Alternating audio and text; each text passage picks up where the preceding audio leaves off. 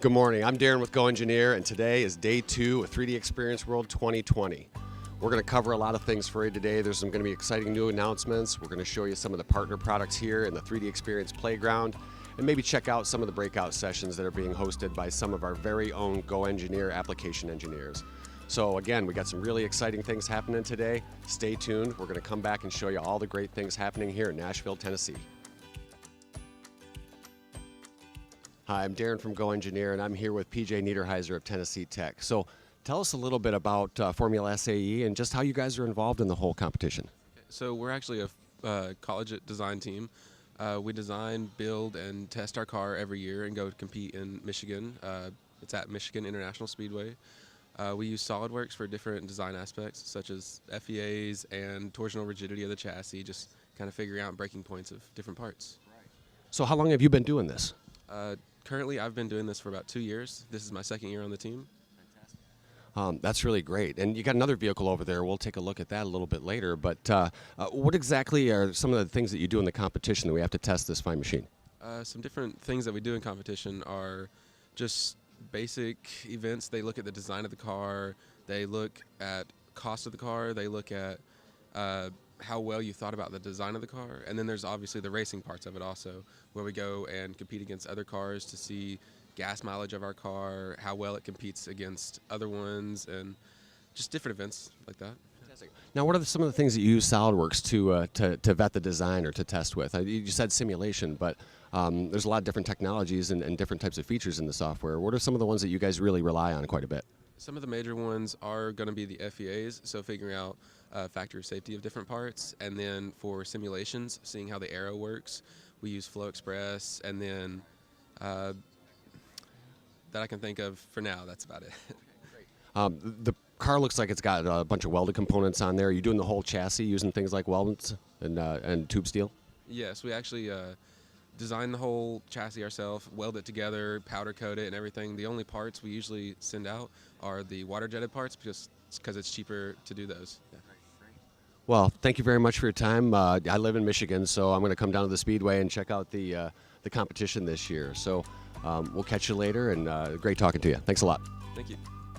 And I'm here with my colleague, Jacob Makovski, who's just participated in the 3DExperience World Hackathon. Jacob, tell us a little bit about what the competition's about. So we had a month, and the design objective was to redesign the LN4 prosthetic hand, which is a nonprofit foundation that gives amputees a hand. It's a nonprofit for third world countries, yeah. So they asked me if I wanted to give someone a hand, and I'm happy to do it. So tell us a little bit about how the competition format went. So we'd use a 3DExperience platform, and I was with folks from all around the country, actually. And we got together weekly, and we assigned tasks and just used the platform to collaborate and redesign a hand using CAD, because this original model was made in napkin sketch, and so we used the platform, everything on the platform. So obviously this wasn't just an exercise in seeing what we could do. What's really the final goal of this? So we needed to make a human-like hand. So the goal was to make a more human-like hand. It had to be able to hold a phone, it had to be able to do some things like hold a pen and hold a brush and hold a mug. So there are certain things that you wanted to be able to do. You needed to look more human-like. We want someone to feel whole again, essentially. And the other goal is to make it, the goal is to get 1 million hands, because right now it's only at like 50,000 or something. Wow. And those hands are going to go to who?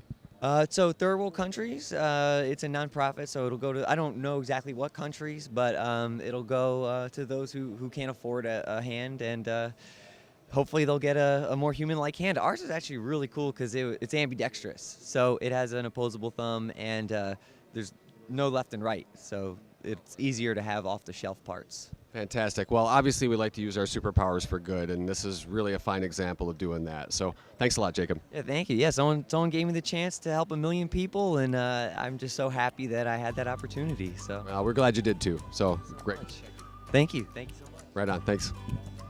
Hey, I'm Darren with GoEngineer, and I'm here with Christine Getman of the Magic Wheelchair. Now, we've seen some incredibly exciting reveals the last couple of days. Can you tell us a little bit more about the Magic Wheelchair organization? Yes, the Magic Wheelchair is a nonprofit that builds epic costumes for kids in wheelchairs at no cost to families. And we've been doing this nationwide for about 5 years, and we're officially international. Fantastic.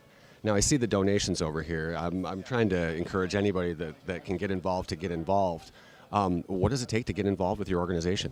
So it can be as simple as going to our website, magicwheelchair.org. You can sign up to volunteer to either build a costume or help us in any other way. You can assist build teams with social media, marketing, photography. You can join us at events. We go to Comic-Cons all over the country. Fantastic. Well, we really appreciate what you're doing, and we're glad to see the growth that you've achieved, and just can't wait to see it get bigger and bigger. So thank you very much. Thank you so much. These kids keep us going. We appreciate it. Thank you so much. Thanks.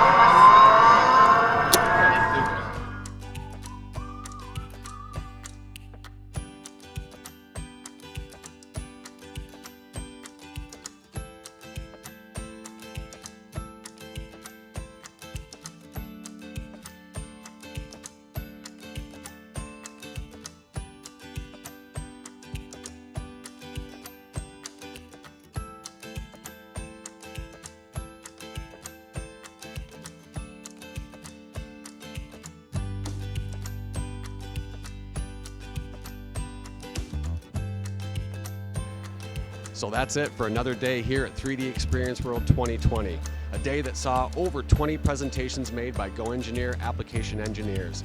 So tonight we've got a great street party out on Broadway, and then tomorrow we're going to close the conference with another exciting day. So join us again. Thanks a lot. We'll see you tomorrow.